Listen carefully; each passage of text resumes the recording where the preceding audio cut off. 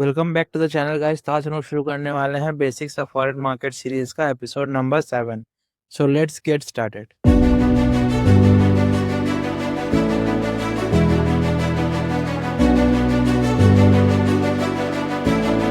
चलिए शुरू करते हैं। तो पिछले वीडियो में हम लोग टॉपिक 1 और टॉपिक 2 ऑलरेडी कवर कर चुके हैं। आज के वीडियो में हम लोग बात करने वाले हैं थर्ड टॉपिक, जो कि है बिहेवियर ऑफ कैंडलस्टिक्स। उसी में ये 3 पॉइंट आते हैं।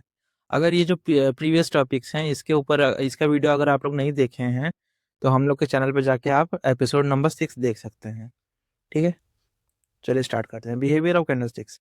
अब बिहेवियर ऑफ कैंडलस्टिक्स में आपको 3 पॉइंट देखने के लिए मिलेंगे। पहला है finding the winner, second opposite participants, third impact of opposite participants.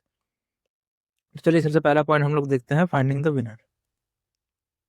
अब फाइंडिंग द विनर में देखिए यहाँ पे थोड़ा सा कॉमन सेंस भी यूज हो सकता है। आपको सिंपली दिख रहा है कि मार्केट का ओपनिंग पॉइंट ये है और क्लोजिंग पॉइंट ये है। इसका मतलब मार्केट ऊपर गया है तब यहाँ पे बाइंग हुई है। अब बाइंग हुई है जिसकी वजह से ये जो कलर है कैंडल का ये ग्रीन हुआ है। ठीक है, तो ये जो कैंडल है यहाँ पे इसमें विनर कौन हुआ? सिंपली आप इसमें बता सकते हैं कि इसमें विनर है बायर्स। ठीक है, अब उसी तरीके से अगर हम लोग सेलिंग की बात करें तो सेलिंग में अगर आप देख सकते हैं यहाँ पे इस पॉइंट पे ओपनिंग हुई, फिर मार्केट यहाँ नीचे गया, फिर यहाँ पे क्लोजिंग हुई, जिसकी वजह से ये जो कैंडल का कलर है ये रेड हुआ। ठीक है, अब यहाँ पे आप सिंपली देख के बता सकते हैं कि ये जो कैंडल है इस कैंडल में विनर अगर आप बताएंगे तो इसमें होंगे सेलर्स। इस कैंडल के जो विनर्स हैं वो सेलर्स हैं। ठीक है, अब हम लोग चलते हैं नेक्स्ट स्लाइड पे, जो कि है हम लोग के ऑपोजिट पार्टिसिपेंट्स। अब ऑपोजिट पार्टिसिपेंट्स की अगर हम लोग बात करें तो ऑपोजिट पार्टिसिपेंट्स अगर हम लोग को देखना है तो सिंपली आप ये समझिए, पहले तो आप देखिए ये जो मैं ओपनिंग पॉइंट और क्लोजिंग पॉइंट बार बार मार्क कर रहा हूँ इसको आप इमेजिन करिएगा। ये तो मैं समझाने के लिए आपको मार्क कर रहा हूँ। ओ सी, ठीक है। अब यहाँ पे मार्केट ओपन हुआ, फिर मार्केट कुछ टाइम के लिए यहाँ पे सेलिंग में था। ठीक है, यहाँ पे कुछ टाइम के लिए मार्केट सेलिंग में था जिसकी वजह से इसका लो क्रिएट हुआ। फिर मार्केट इस पॉइंट से डायरेक्ट इस पॉइंट तक गया। ठीक है, ये इसका हाई हुआ इस कैंडल का। अब फिर यहाँ हाई से सेलर्स आए और इस कैंडल को वापस पुश किए नीचे की तरफ, जिसके वजह से ये जो ऊपर वाला विक है ये फॉर्म हुआ। ठीक है, अब देखिए इसमें आप लोग पूछेंगे कि ये बाइंग हुआ, ये जो विक फॉर्म हुआ ये अब कैसे पता चला? अब सिंपली इसमें देखिए थोड़ा सा कॉमन सेंस भी यूज किया करिए। ये जो फॉर्मेशन हुआ विक का, यहाँ पे मार्केट आया। ठीक है, अब यहाँ पे आए मार्केट, फिर यहाँ से बायर्स, यहाँ पे जो सेलिंग हुई थी, अब सेलर्स यहाँ पे हावी नहीं थे, यहाँ पे बायर्स का दबदबा ज्यादा था, जिसकी वजह से बायर्स ने क्या किया, इसको वापस से पुश किया और ऊपर की तरफ लेके गए। ठीक है, अब यहाँ पे कुछ देर के लिए यहाँ पे सेलर्स ने अपना इम्पैक्ट दिखाया, जिसकी वजह से ये यहाँ पे पिक का फॉर्मेशन हुआ और मार्केट इस पॉइंट तक वापस आके क्लोज हो गया। ठीक है, अब यहाँ पे देखिए अगर मैं इसको दिखाऊं तो इसको मैं S1 और S2 के नाम से बुलाता हूँ। ठीक है, अब देखिए यहाँ पे इंपॉर्टेंट की बात अगर आप करेंगे कि कौन सा पॉइंट इंपॉर्टेंट है, S1 या S2, तो यहाँ पे सिंपली देखिए S1 जो है वो इंपॉर्टेंट नहीं है। क्यों नहीं है? क्योंकि देखिए यहाँ पे जो सेलिंग हुई थी मार्केट में, इसको बायर्स ने वापस से टेक ओवर किया। देखिए यहाँ पे बायर्स ने यहाँ तक लेके गया, जिसकी वजह से यहाँ का जो इम्पैक्ट है वो एकदम खत्म हो गया। ठीक है, पर यहाँ का जो इम्पैक्ट है वो खत्म नहीं कर पाए बायर्स। क्यों? क्योंकि देखिए यहाँ पे जो सेलिंग हुई थी, वो सेलिंग का जो गैप बना था मार्केट में, जो ये जो गैप बना इतने दूर का, ये गैप रह गया। इस गैप को वापस से मार्केट ने फिल नहीं कर पाया, मतलब बायर्स ने इस पोजीशन को वापस से नहीं फिल कर पाए, जिसके वजह से ये जो ऊपर वाला विक है इसका फॉर्मेशन हुआ। ठीक है, अब देखिए तो आपको समझ में आया कि इस वाले बाइंग कैंडल में जो ऊपर वाला पॉइंट है ये सबसे ज्यादा इंपॉर्टेंट है। अगर हम लोग ऊपर वाला मतलब कैंडल को वॉच कर रहे हैं तो ये ऊपर का जो वीक है ये हम लोग के लिए बहुत इंपॉर्टेंस रखता है। अब बात करते हैं रेड कैंडल में। अब देखिए रेड कैंडल में भी सिंपली इसका जो मैंने इसमें जो बताया इसी का जस्ट ऑपोजिट इसमें होगा। ये जो है आपका ओपनिंग पॉइंट, ये जो है आपका क्लोजिंग पॉइंट। यहाँ पे मैं इसका हाई बना देता हूँ और यहाँ पे इसका लो। ठीक है, अब देखिए यहाँ पे मार्केट ने क्या किया था कि यहाँ पे मार्केट ओपन हुआ, फिर कुछ टाइम के लिए बायर्स ने इसको ऊपर ले गए थे, कुछ थोड़े ज़्यादा नहीं, थोड़ा सा। फिर यहाँ से क्या हुआ कि डायरेक्ट सेलर्स ने मार्केट को नीचे लेके गए, ठीक है। अब सेलर्स ने जब इसको नीचे लेके गए, तब यहाँ पे इस पॉइंट पे फिर से बायर्स आए, और बायर्स ने थोड़ा सा मार्केट को पुश किया और यहाँ पे ले आके क्लोज करवा दिया मार्केट को, ठीक है। तो अब देखिए यहाँ पे भी अगर आप बात करेंगे, इसको मैं S2 और S1 नाम से डिनोट करता हूँ, ठीक है। अब यहाँ पे देखिए, यहाँ पे जो देखने वाली बात है वो है कि S1 जो है, मतलब जहाँ पे सेलिंग सबसे पहले हुई, सॉरी बाइंग, यहाँ पे जो बाइंग सबसे पहले हुई उसको हम लोग इम्पोर्टेंस क्यों नहीं दे रहे हैं, क्योंकि यहाँ पे जो इम्पैक्ट था मार्केट का, बायर्स का, उसको सेलर्स ने पूरा एकदम खत्म कर दिया, फिर मार्केट को नीचे लेके आए ये लोग।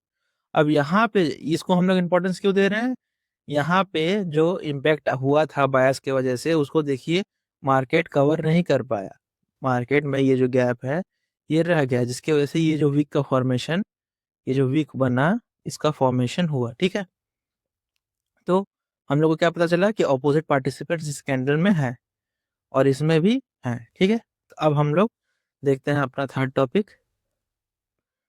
अरे यार, हाँ, जो कि है इम्पैक्ट ऑफ पार्टिसिपेंट्स। अब इम्पैक्ट ऑफ पार्टिसिपेंट्स देखिए, यहाँ पे थोड़ा सा समझने वाली बात है कि एक कैंडल में हम लोग कौन कौन सा पॉइंट देखेंगे, वो सबसे पहले देखिए। तो सबसे पहले अगर हम लोग देखेंगे किसी कैंडल में, वो जो कि है विनर। अब इस कैंडल में आपको देख के क्या समझ में आ रहा है, ये जो कैंडल 1 है, इसको 1, इसको 2, इसको 3, ये कलर नहीं समझ में आ रहा है,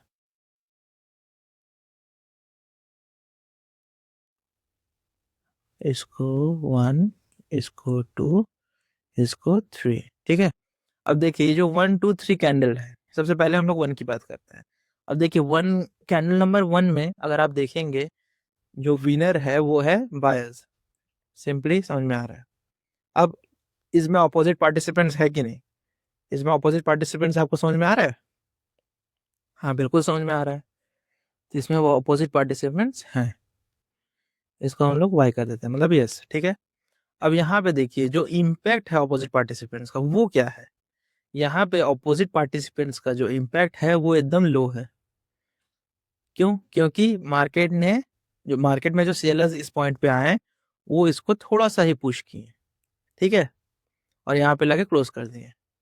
अब बात करते हैं सेकंड कैंडल की। अब सेकंड कैंडल में देखिए जो ऑपोजिट पार्टिसिपेंट्स हैं इसमें, ठीक है, इसमें बायर्स हैं सिंपली, ठीक है, और ऑपोजिट पार्टिसिपेंट्स हैं, तभी तो ये वीक फॉर्म हुआ ना, ठीक है।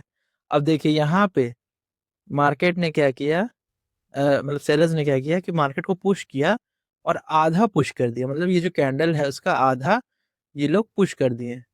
अब यहाँ पे जो इम्पैक्ट है वो क्या है, मतलब यहाँ पे इम्पैक्ट तो हुआ है, ठीक है, यहाँ पे तो अगर आप कह सकते हैं कि एकदम ना के बराबर इम्पैक्ट हुआ, पर यहाँ पे तो इम्पैक्ट हुआ है, तो ये उस इम्पैक्ट को हम लोग मीडियम कहेंगे, मीडियम इम्पैक्ट।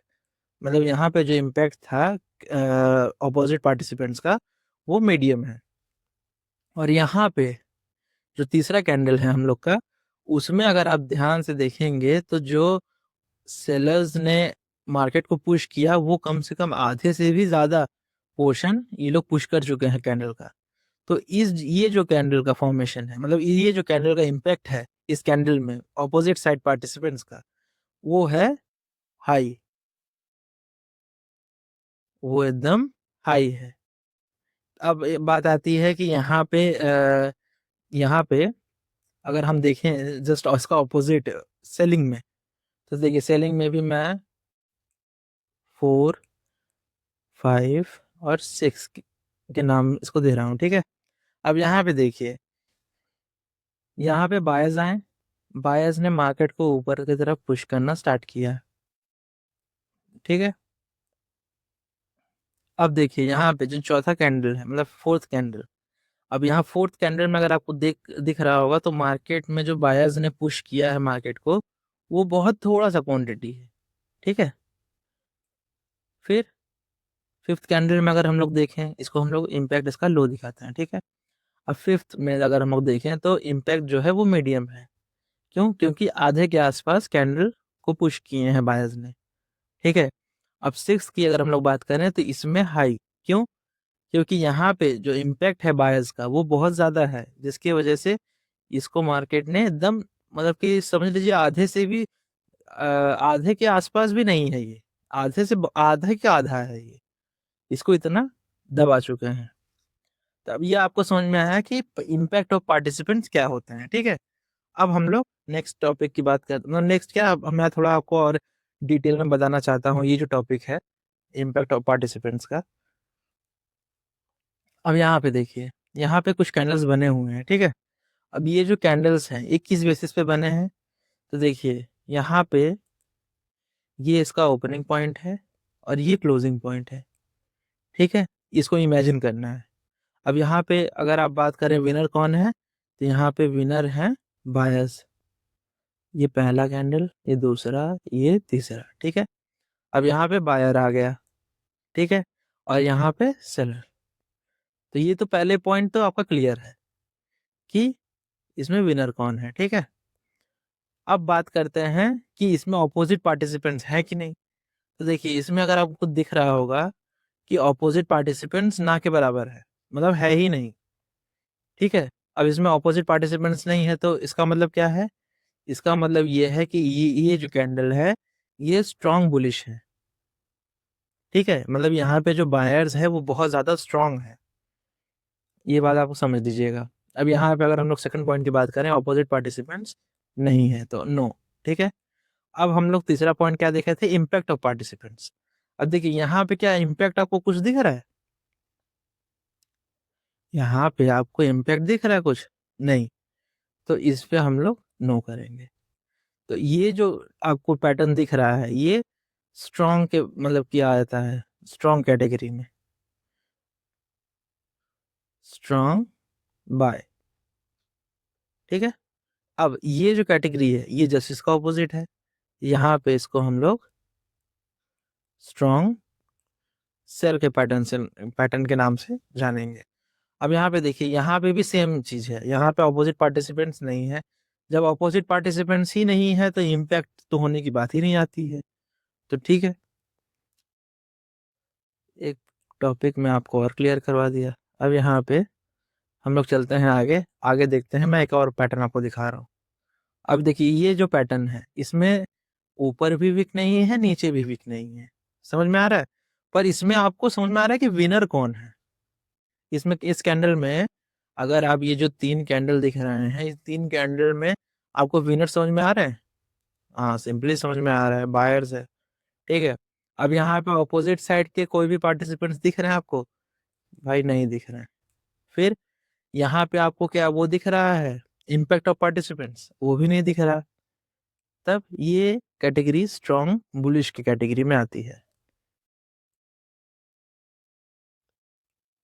राइटिंग में मत जाइएगा, स्ट्रॉन्ग बाय, ठीक है। अब बात करते हैं ये जो 4 और 5th और 6th कैंडल की, जस्ट इसका ऑपोजिट। इसका मतलब है कि ये जो कैंडल है ये यहाँ पे मतलब यहाँ पे जो ट्रेंड है इसका, ये यहाँ पे बायर्स सॉरी, यहाँ पे तो बायर्स नहीं, यहाँ पे सेलर्स हैं, यहाँ पे सेलर्स हैं, ऑपोजिट साइड के पार्टिसिपेंट्स नहीं है, इम्पैक्ट नहीं है, ठीक है, नहीं है। तब यहाँ पे क्या हुआ, यहाँ पे हुआ स्ट्रॉन्ग सेल, ठीक है, स्ट्रॉन्ग सेल।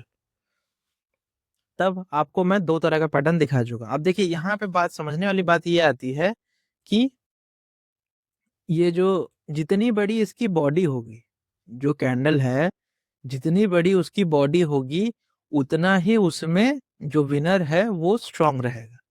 देखिए यहाँ पे छोटी सी बॉडी है पर यहाँ पे भी मार्केट्स हम लोग उसको स्ट्रांग ही मानेंगे।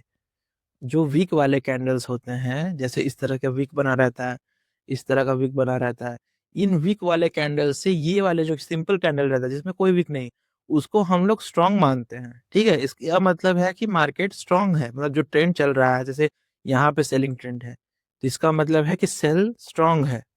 यहाँ पे जैसे बाइंग हो रहा है, इसका मतलब क्या है, बाय स्ट्रॉन्ग है, ठीक है? इस तरह से समझिए आप। तो जितना बड़ा इसका बॉडी होगा, उतना ही स्ट्रॉन्ग होगा जो ट्रेंड है, मतलब कि जो विनर है, ठीक है? तो इस बात को आप समझिएगा। Thanks for watching guys. तो आज का वीडियो यहीं खत्म होता है। अगर ये वीडियो आपको अच्छा लगा हो तो प्लीज़ इस वीडियो को लाइक, शेयर एंड सब्सक्राइब करिए।